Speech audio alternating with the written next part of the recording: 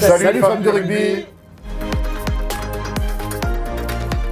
Le lièvre des montagnes, très certainement, qui doit avoir... Alors mes origines, moi, sont de Franche-Comté, dans le Doubs. Il y a même un petit village qui s'appelle Lièvremont. Mes parents ont été dans l'agriculture, des deux côtés d'ailleurs. Ouais, ma maman est de Meurthe-et-Moselle, donc pas du tout catalan comme on pourrait le penser, puisqu'on a grandi dans les Pyrénées-Orientales. Et au fond d'elle, elle a beaucoup d'engagement, de courage, c'est une battante. Ben là, c'était ma chance, monter en une, j'étais la petite jeune. Premier match à la télé aussi. Ouais, on était à l'entraînement contre le Stade Toulousain. Au Stade Toulousain, et j'étais titulaire. Et là, je regardais Nico, je regardais mes coachs, je fais mais merci pour ce moment parce que c'était sa dernière année et c'était ma meilleure année. Mes meilleurs souvenirs, je pense, c'était vraiment là en fait. Je lui dis, je peux pas faire chigno, je vais courir en Afrique en février, donc je peux pas faire de la chigno.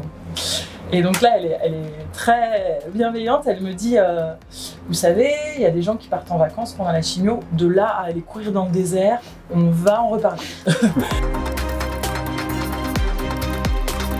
J'ai quelques souvenirs de détresse, pas très longs, mais de grosse détresse. Où j'étais parti faire un périple d'amitié dans le Tarn, l'Hérault, chez des amis. Je suis parti une semaine de l'un à l'autre. Très très triste. Parce que je connaissais déjà la réponse presque, mais fallait-il l'absorber? Mais bouleversante cette période-là.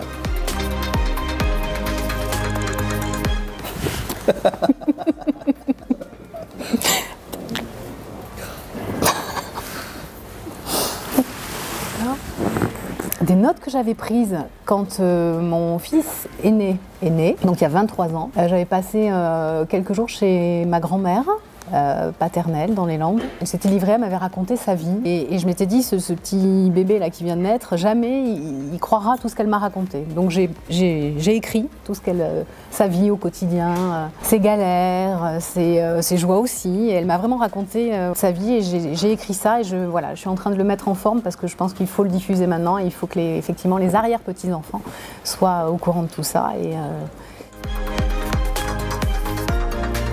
Et donc ma mère était joueuse et mon père entraîneur. Moi j'étais petit, j'étais au bord des terrains et ma mère s'entraînait. Et c'est ce qu'ils m'ont ressorti, c'est que quand ils me demandaient si je voulais jouer au rugby, j'avais vu que ma mère jouait au rugby, donc je pensais que c'était un sport de filles au départ. Donc incroyable. Ouais. J'ai commencé à 3-4 ans à traîner au gymnase et du coup à 5 ans je commençais le parcours de haut niveau. Après à partir de là ça a enchaîné puisque à 6 ans je m'entraînais déjà 3-4 fois par semaine. Donc, et après de mes 6 ans jusqu'à mes 25 ans, 26, j'ai fait ça.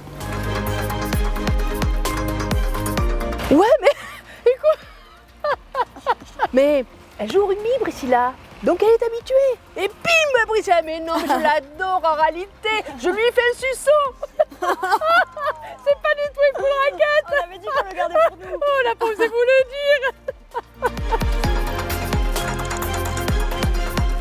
Non, la seule chose que je peux un peu rendre aujourd'hui, c'est la notoriété que m'a apporté le rugby et essayer un peu de l'utiliser de sorte à ce que ça ait du sens aussi pour moi. Et si je peux mettre un peu de lumière, par exemple sur Life is Rose, tant mieux. Je suis pas peut-être toujours présent comme elle voudrait, mais j'essaye en tout cas d'être présent dans la durée et encore pour longtemps. On a dû jouer contre quand même. Hein. Contre, oui. Moi je m'en souviens pas, mais lui doit s'en souvenir. Tu te souviens sûrement des branlés qu'on vous a mis, oui.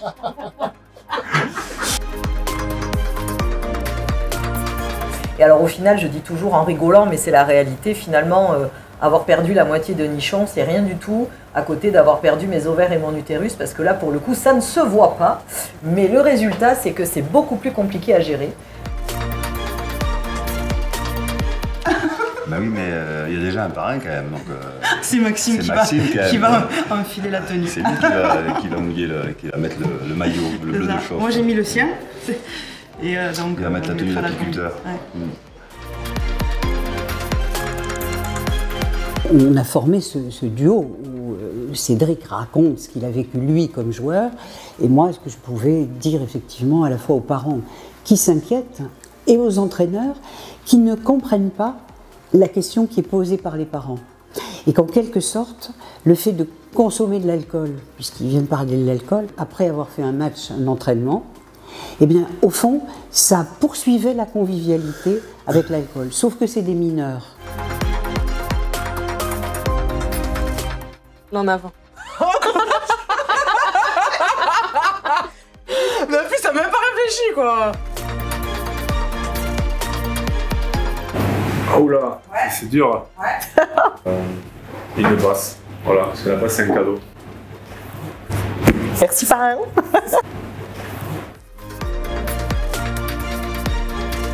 Tu vas me faire pleurer là. Je peux pas me parler. J'ai réellement une grande admiration pour ma mère. Il faut que je me reprenne. J'ai une grande admiration pour ma mère. Parce que ce qu'elle a fait, c'est incroyable. Élever 8 enfants, s'occuper de la ferme, de l'élevage des animaux, etc. C'était vraiment. C'est moi qui vais pas bien. C'était exceptionnel.